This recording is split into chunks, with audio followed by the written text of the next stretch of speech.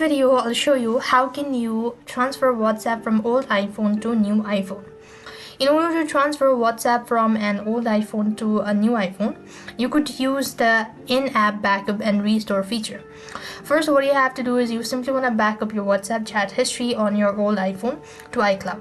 So here's how you could do it. So to back it up, so here's how you could actually do it on the WhatsApp itself. Go to settings, then click on chat, and after which go to chat backup. Now click on backup now and select the account where you actually want to back it up.